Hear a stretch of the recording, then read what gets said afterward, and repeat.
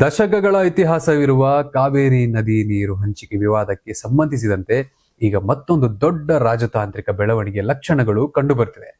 August 3ರಂದು ಬೆಂಗಳೂರಿನಲ್ಲಿ ಕಾವೇರಿ ಕುರಿತು ಮಹತ್ವದ ಸಭೆ ನಡೆಯಲಿದೆ ಎಂಬ ವರದಿಗಳು ಸದ್ಯ ಭಾರಿ ಕುತೂಹಲ ಮೂಡಿಸಿವೆ. ಸಭೆಯ ಹಿನ್ನೆಲೆಯಲ್ಲಿ ವಿಧಾನಸೌಧದ ಕಾನ್ಫರೆನ್ಸ್ ಹಾಲ್ ನವೀಕರಣಕ್ಕೂ ಸಿದ್ಧತೆಗಳು ನಡೆದಿವೆ. ದೆಹಲಿಯಲ್ಲಿ ಸುದ್ದಿಗಾರರೊಂದಿಗೆ ಮಾತನಾಡಿದ ಡಿಕೆ ಶಿವಕುಮಾರ್ ಅವರು, ತಮಿಳುನಾಡು ಕಡೆಯಿಂದ ವಿಜಯ್ ಅವರು ಭೇಟಿಯಾಗುವ ಈಗಾಗಲೇ ಮುಖ್ಯ ಕಾರ್ಯದರ್ಶಿಗೆ ಪತ್ರ ಬರೆಯಲಾಗಿದ್ದು ದೂರವಾಣಿ ಮೂಲಕವೇ ಮಾತುಕತೆ ನಡೆದಿದೆ.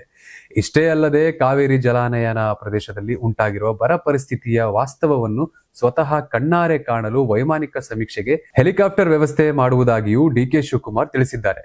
ಕಾವೇರಿ ನೀರು ನಿಯಂತ್ರಣ ಸಮಿತಿ ಅಂದ್ರೆ CWRC ನೀರು ಬಿಡುವಂತೆ ಸೂಚಿಸಿದ ಬೆನ್ನಲ್ಲೇ ರೈತ ಸಂಘಟನೆಗಳು ಪ್ರತಿಭಟನೆ ನಡೆಸಿದ್ದು ಈ ಭೇಟಿ ಆಡಳಿತಾತ್ಮಕವಾಗಿ ಪ್ರಮುಖವೆನಿಸಿದೆ. ಈ ಬೆಳವಣಿಗೆಯು 1980ರ ದಶಕದ ಮಧ್ಯಭಾಗದಲ್ಲಿ ನಡೆದ ಐತಿಹಾಸಿಕ ಕಾವೇರಿ ಸಂಧಾನವನ್ನ ನೆನಪಿಸುತ್ತಿದೆ. 1986ರ ಘಟನೆ. ಆಗಿನ ತಮಿಳುನಾಡು ಸಿಎಂ MG ರಾಮಚಂದ್ರನ್ ತಮ್ಮ ಸಚಿವರಾದ PU ಷಣ್ಮುಗಂ ಅವರನ್ನು ಬೆಂಗಳೂರಿಗೆ ಕಳುಹಿಸಿ ಅಂದಿನ ಸಿಎಂ ರಾಮಕೃಷ್ಣ ಹೆಗಡೆ ಅವರೊಂದಿಗೆ 10 TMC ನೀರಿಗಾಗಿ ಮಾತುಕತೆ ನಡೆಸಿದರು. 1986ರ ಘಟನೆ.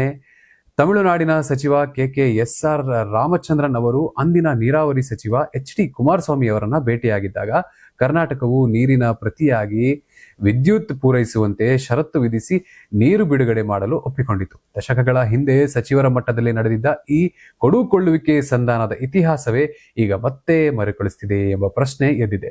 ಸದ್ಯ ಗೃಹ ಸಚಿವ D ಪರಮೇಶ್ವರ್ ಅವರು ಆಗಸ್ಟ್ 3ರ ಭೇಟಿಯ ಅಂತಿಮ ವೇಳಾಪಟ್ಟಿಯನ್ನು ಖಚಿತವಾಗಿಲ್ಲ ಎಂದು ಸ್ಪಷ್ಟಪಡಿಸಿದರು. ಆಡಳಿತ ಯಂತ್ರ ಮಾತ್ರ ಅಗತ್ಯ ಸಿದ್ಧತೆಗಳಿಗೆ ತೊಡಗಿದೆ. ರಾಜ್ಯದಲ್ಲಿ ತೀವ್ರ ಅಭಾವವಿರುವ ಈ ಸಂದರ್ಭದಲ್ಲಿ ಈ ಸಂಧಾನ ಸಭೆಯು ಕಾವೇರಿ ವಿವಾದಕ್ಕೆ ಯಾವ ಹೊಸ ತಿರುವು ನೀಡಲಿದೆ ಎಂಬುದನ್ನು ಕಾದು ನೋಡಬೇಕಾಗಿದೆ.